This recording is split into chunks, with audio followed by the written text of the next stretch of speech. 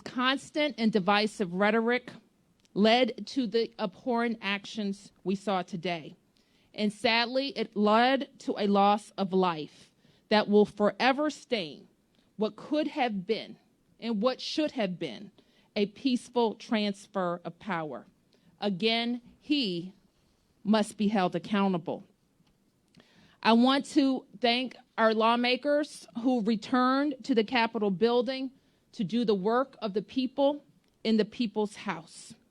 I want to thank our regional partners, including the governors of Maryland and Virginia, the county executives and police chiefs of surrounding jurisdictions who responded to MPD's call for mutual support in the city, and also the call of the United States Capitol Police for support at the Capitol. Today, I signed an extension of the public emergency that I could declare today for 15 days so that we can continue to ensure peace and security through the inauguration of President Joe Biden and Vice President Kamala Harris. Today may be a dark day for our democracy, but there is hope and change coming. With that, I want to turn to the Chief of the Metropolitan Police Department, Robert Conti, to provide an update.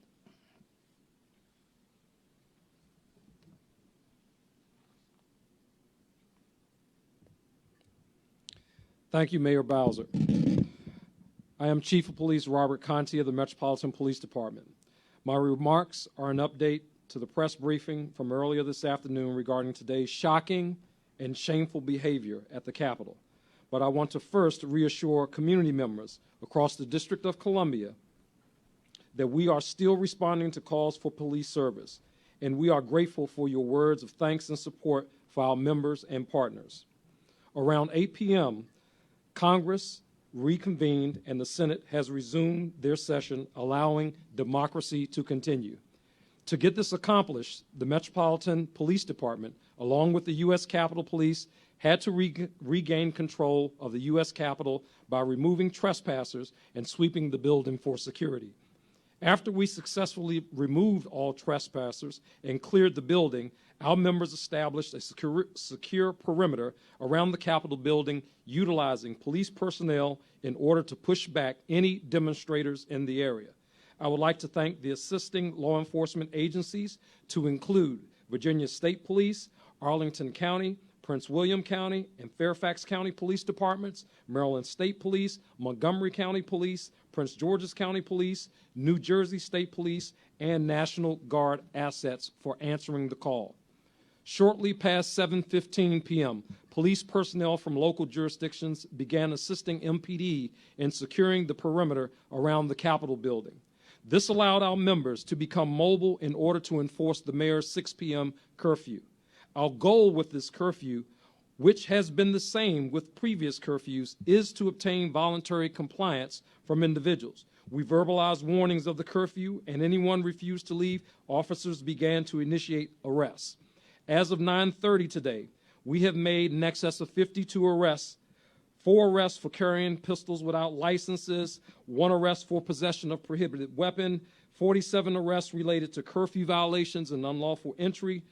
26 of these 52 arrests were made on U.S. Capitol grounds. Additionally, 2 pipe bombs have been recovered. 1 pipe bomb from the DNC, another pipe bomb from the RNC, a cooler from a vehicle with a long gun in it that also included Molotov cocktails.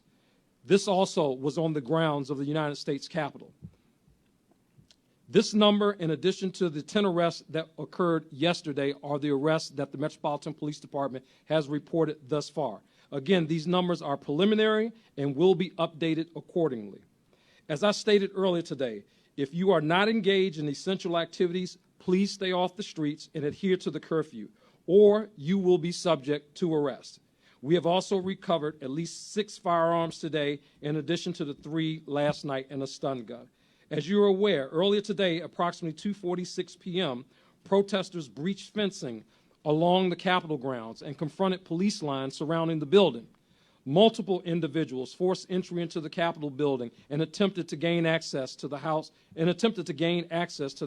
room, which was still in session.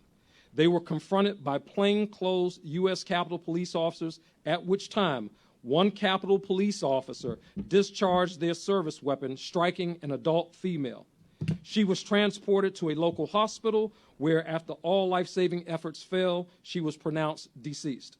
Her identification is being withheld at this time pending next of kin notification. The Metropolitan Police Department's Internal Affairs Division is currently investigating this matter as we investigate all officer-involved deaths in the District of Columbia, including ones from other agencies. This is a tragic incident, and I send my condolences to the family, to the victim's family and friends. Additionally, there were 3 other deaths reported today from the area around the Capitol grounds. 1 adult female and 2 adult males appear to have suffered from separate medical emergencies, which resulted in their deaths. Any loss of life in the district is tragic, and our thoughts are with anyone impacted by their loss. You should also be aware that at least 14 MPD officers have sustained injuries during the demonstrations. 1 member suffered serious injuries after he was pulled into a crowd and assaulted. He is currently hospitalized and undergoing testing for treatment for his injuries. 1 officer received significant facial injuries from being struck by a projectile and is also hospitalized. The additional injuries are not as serious in nature, but are nonetheless concerning. These officers should be commended for their work. They fought hard to protect our democracy. Not only today, but every day they wear that uniform. Thank you for your dedication and service and sacrifice. Lastly, I want to thank all of the Washingtonians for adhering to the curfew order by staying home. I would like to now turn it back over to our mayor for any questions. Okay. We'll take questions. Yes, Clarence. Describe any previous coordination that happened or any requests that the U.S. Capitol Police might have made to MPD or to the city prior to the breach, or did this come after the breach, after things completely got out of hand? Sure. I'm going to ask the Chief, Clarence. Clarence's question was to describe coordination with the United States Capitol Police. And I'm going to ask the Chief to talk about MPD's coordination efforts, not only with the United States Capitol Police, but with the federal partners that we work with routinely on First Amendment activity. Thank you, Mayor. Yes. So there were several planning meetings between the United States Capitol Police and the regional law enforcement partners leading up to the events of today. The call for assistance from the Metropolitan Police Department to the United States Capitol, that call came in sometime after 12, maybe a little bit before 1 a.m. 1 p.m. I'm sorry. That call was put into Metropolitan Police Department that there was significant activity at the United States Capitol, that people were trying to breach the fence, and of course we immediately deployed platoons to assist the United States Capitol Police. We deployed MPD platoons to do that. Chief, can you characterize it all? Are you happy with kind of the coordination prior to? Do you feel like you wanted to have more units, on scene ahead of time, or can you just characterize that at all? Well, for the city's response in terms of how the Metropolitan Police Department deployed its officers, I'm very comfortable with that. I think we'll all look back to examine the different plans that were in place, the coordination, what U.S. Capitol Police plans, what they were. Certainly, there was an agreement that if there was any assistance needed, that MPD would answer that call, and we did that today. We answered the call. Yes. Mayor, and this is also for the chief. When you look at the fact that those people were able to storm into the Capitol, would you call this a failure on the part of the Capitol Police when it comes to security? And also, there are some videos that are circulating that appear to show Capitol Police officers letting people in through a barricade. Are you aware of that? And have you found out what went on there? I'm not aware of that particular instance, Evan, and I'm sure that we're going to spend a lot of time working with our partners, including in leadership, about the security of the building. We are focused, however, right now on making sure that the members can do their work, that the additional assistance that's coming in is being properly deployed so that the Capitol and its grounds can be secured by the United States Capitol Police, and the resources under the DC National Guard. And we are very focused on that, and we will continue to focus because clearly we will have more events at the Capitol, and we want to make sure that every lesson learned from this one is implemented. Yes. To be able to have a secure inauguration, considering what we saw today, in terms of what happens now in dealing with these federal partners? We will continue to talk. I know you know that there is a presidential pick, they call it, as well as the Congress itself has its own planning body for the presidential inauguration. We participate with those groups, and we will regroup with them so that the best situational planning can be in place. Any other questions? Yes. Aaron, maybe if the chief wants to weigh in, some people are saying that it appears that at least early on there was some restraint on behalf of MPD when it comes to arresting people after the curfew. We saw on Swan Street in June 194 people arrested. We're not seeing numbers like that as of tonight. What's going on, and are they showing some restraint?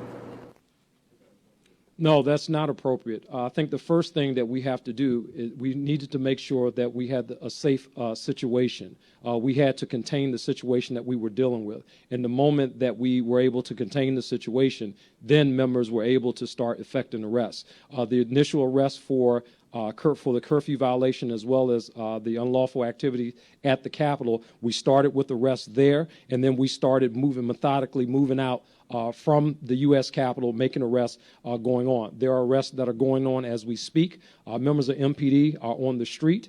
And again, we will continue to enforce the mayor's curfew until it's over, and that's 6 a.m. So our officers are here. They're here, and they're doing their jobs, and they will take anyone in custody that's in violation of the mayor's curfew order. Chief, are you able to characterize, we able to hear from your officers that went inside the Capitol? What did they encounter when they got inside? What were they confronted with inside of those halls? Obviously, a very chaotic scene. One that we have not experienced in the city before. But I'm very proud of my officers. They fought. We answered the call of the federal government.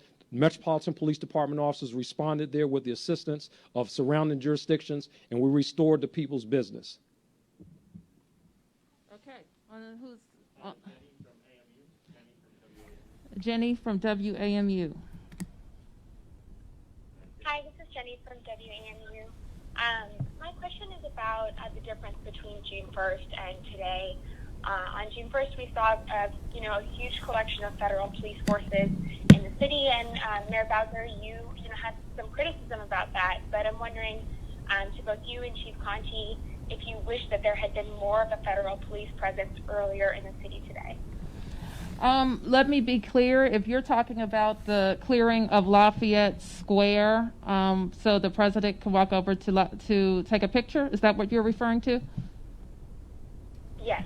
Okay. So yes, I had some criticism about that because people who were peaceful were moved out even prior to a curfew expiring for the purpose of a presidential photo op.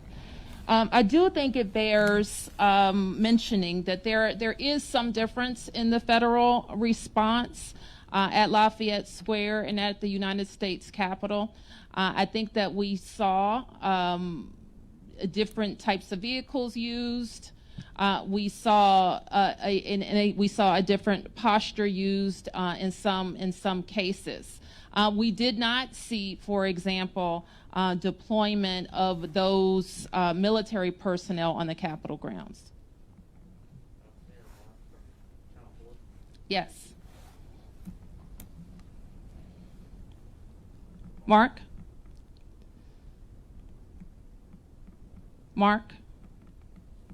Yes, I have a question for each of you. Thank you. For Mayor Bowser, I'm wondering if you could clarify what the new mayor's order, the extension of the emergency, what powers that gives you, and if you will extend the curfew. for Chief Conti, if you could clarify the 3 medical emergency deaths, if those were all at the Capitol. And for Chief Donnelly, in the readout provided today, it said that your medics transported a gunshot victim today. And I'm just wondering if you could clarify if that, in fact, was the woman who was shot inside the Capitol and not another gunshot victim. Thank you. Your question was about the public emergency, and Mark, by mayor's order, I can declare an emergency that gives me additional authority over business operations. It gives me the authority to restrict the movement of DC residents for an extraordinary event, and that's what a curfew is. And so what we do by extending this public emergency by 15 days, in addition to allowing me to organize the operations of our government, we want to put everybody on notice that some extraordinary act by the government that could restrict their movement or their business may be necessary. And as far as the curfew goes for the remainder of the event, we will we'll announce that as we see it. The police especially need the tool in the evening hours when it becomes night. And we know that if we provide 4 hours notice that can be effective for us.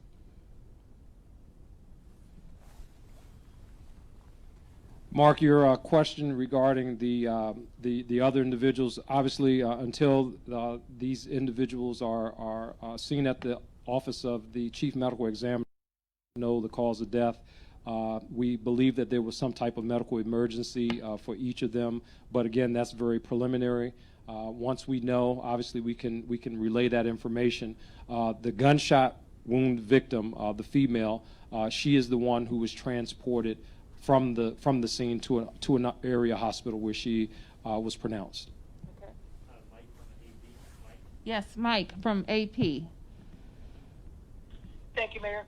Maybe the chief could just speak to this a little bit, but the 26 arrests that were made on the Capitol grounds, were those people who were inside the Capitol, occupying the Capitol, and were all of the protesters who were inside the Capitol who were encountered by MPD officers taken into custody? Obviously, not all protesters were taken into custody. Not all protesters were taken into custody. And again, we'd have to go through some of the video to really see whether or not some of the people that we actually have in custody were people who were inside of the U.S. Capitol. We're just not sure at this point. What we do know is that they were on Capitol grounds at the time that the curfew was in effect, and those individuals were placed under arrest by the Metropolitan Police Department. And if I could just add to that, we will be issuing, what does the BOLO mean? Be on the lookout.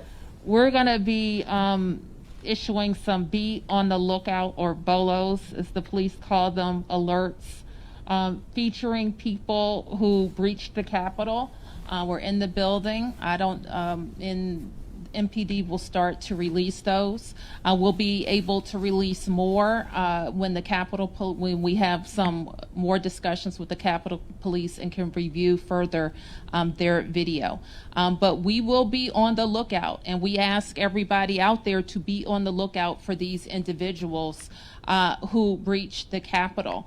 And some of them we think are very much have to be held accountable for the carnage. Any other questions? Can you just clarify, so I'm sorry, just to recap, 3 medical emergency related deaths and then the 1 shooting death? That's correct. All right, any more on the phone? All right, thank you, everybody.